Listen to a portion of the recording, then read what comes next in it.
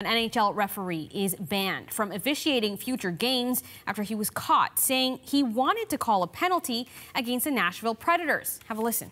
It wasn't much, but I wanted to get a penalty against Nashville early in. That was referee Tim Peel. He was wearing a mic during the Detroit-Nashville game last night and was heard making that comment over the TV broadcast just after calling a tripping penalty on Predators forward Victor Arvidsson. And that ref's blunder certainly has people in the sports world talking. Our panel is here to weigh in.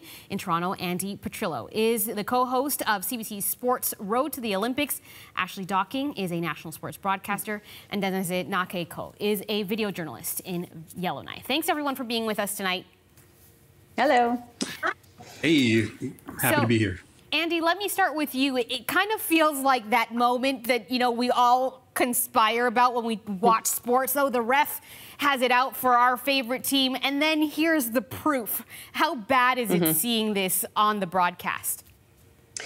Yeah, I can see the two sides of this, right? Because I think there are a lot of people who say, what's news about this? We've always known that it's existed. And in fact, our team has sometimes benefited from it, right? If there's a botched call against your team in the first period, you know you're expecting that makeup call in the second. So there's also this expectation that managing a game, makeup calls have now become part of the game. But of course, when there's always that type of blatant admission where it gets caught, it hurts a little bit more. I can see the NHL side of it a little bit because, of course, with the sports world going more and more into gambling, I mean, that gets into very sticky territory when there's also this proof that referees can change a game. A lot of people don't like that when money's on the line.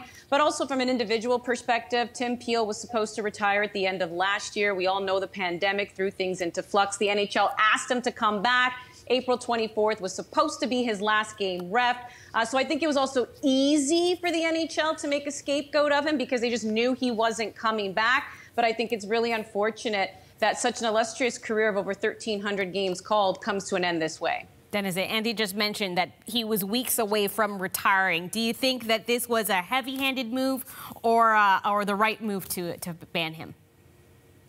Well, somebody's got to save face, and I think in this situation, there's always a scapegoat and or a sacrificial lamb, and I think that's the case here.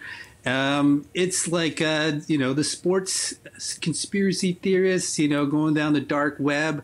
I think this will be confirmation for not only in the NHL, but a number of sports leagues as well, too. And there's always been this tension between, I know, calling a fair and unbiased game, you know, so two sides can compete evenly. And yeah, this is very, very interesting, but more fodder, I think, for a lot of the conspiracy theorists out there. You know, I officiate basketball, and the way I was taught, there's like 3 teams in a competition. The two are competing, but the third team's got to be there to ensure fairness and unbiased match.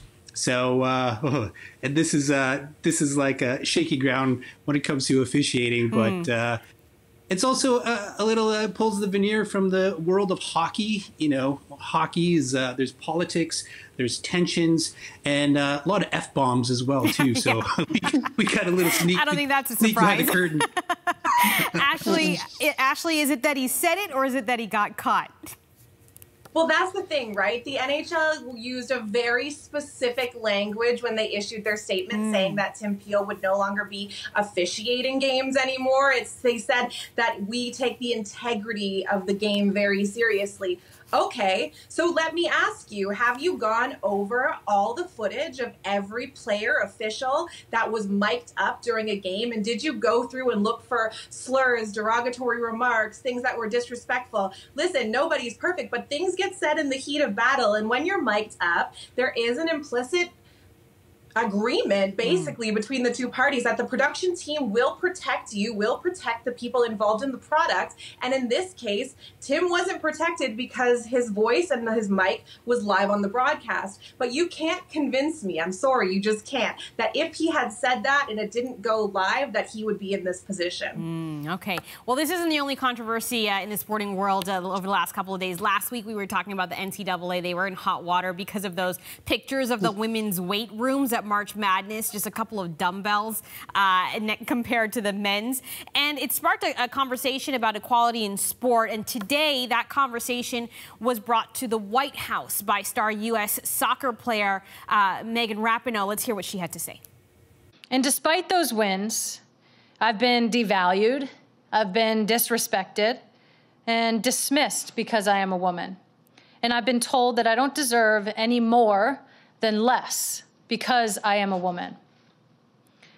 You see, despite all the wins, I'm still paid less than men who do the same job that I do. For each trophy, of which there are many, and for each win, for each tie, and for each time that we play, it's less. Ashley, the U.S. women's soccer team, they have the trophies, they have the fans, they have the viewership, all the things that people point to when they talk about women's sport not getting the same attention and the same pay as men. What's missing for them to be given the same compensation as the men's team? I think it's just the way that we perceive women's sports in general. I think it's fair to say that a lot of people consider women's sports a filler.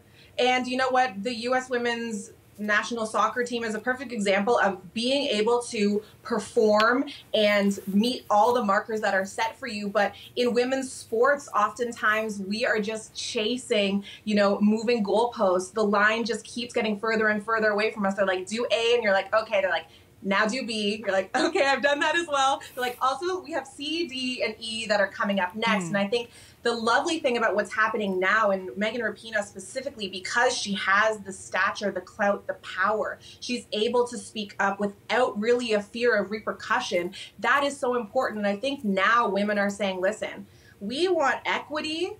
We want not only a seat at the table, we want a say in what's going to happen. And so everyone collectively is pushing for that, women and allies alike. And I think it's a wonderful thing to see.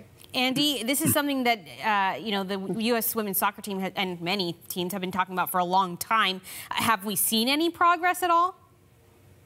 We really have, and that's because they have refused to be silent, and I think they've emboldened other women to also have their say. Ever since the American women have come out with their lawsuit and have demanded equality and equity, we've also seen other women, like the great Brazilian Marta, make a stand at the 2019 World Cup, with her cleats and trying to bring attention to that inequality. Ada Hegerberg, who's the Norwegian great, just refused to go to the World Cup to represent because she felt her federation was not treating the women's program fairly in comparison to the men. These women have felt emboldened to do just that. And the CONCACAF region, which of course Canada and the USA play in, yes, you have to give credit to Victor Montagliani, the president, and our very own Karina LeBlanc, former national team member, who heads up the women's division over at CONCACAF. But I think a lot of it also came from women not being silent anymore. And now we're seeing a Nations League in CONCACAF, which means more competitive matches for women. Nations League was introduced a couple years ago for the men. And then it was just announced not that long ago that after the 2023 World Cup, there will also be a CONCACAF Champions League, which is club play. So when that gets introduced, the hand is also going to be forced for Canada here to either A, have a domestic league, or to at least have the NWSL expand into Canada. But a lot of this stems from women putting their foot down to say, our sports are good. We are incredible athletes. Our sports are worth watching, which, by the way, at Road to the Olympic Games, as you mentioned, a show I do on the weekend, we're committed to 50-50 coverage. By the way, our numbers have gone up, not gone down. People are not tuning out because they're watching women compete. They're tuning in. So that whole narrative of people don't watch women's sport is an old, antiquated, tired narrative. Right. But I think a lot of what we're seeing, especially in the CONCACAF region, has been because the American women have refused to stay silent, and good on them. Okay, before we run out of time, something happening right now, some good news. We've got, we're up against the Raptors game tonight, and they have an all-women's broadcast team for their game against the Denver Nuggets. Ashley, is it a surprise that we're seeing this specifically from the Raptors, because they have talked a lot about what they want to do for social issues like racism and equality? No, this is another put your money where your mouth is moment, right? You want to push forward change on both social and equality in terms of gender, in terms of race issues, like you mentioned. So, hey, let's see it, right? Kind of put up or shut up, if you will. So seeing these 5 women do the broadcast, all of whom I consider friends and colleagues, it's really, really, you know, a beautiful thing. And to be sitting here with 2 women, too, who are trailblazers in their own right, it's just a really wonderful night all around. Dennis, does it change the game for you when you watch it and see all these women calling the game? No, I think it's great, and I just like to echo the sentiments that I think the Raptors have gone a long way in social justice movements. I mean, they were front and center during the Black Lives Matter, and then so this kind of fits into like having an all-female broadcast crew, you know, broadcasting a Raptors game. You know, I'm a lifelong Raptors fan. I'm actually like switching over from the game to do this interview, but we I'm appreciate it. Same. going to go back to the game right after this. The only thing I'd like to say is that, you know, it's 2021. I think that, you know, this should have been the norm by now. I think this is like a long time coming. And, you know, I think it should be more normal than the exception. But right. I think this is worth celebrating. And I think this is a giant leap in the right direction of things getting a little bit better. Andy, last word to you. We've got about 30 seconds left. How do we make sure this isn't a one-off?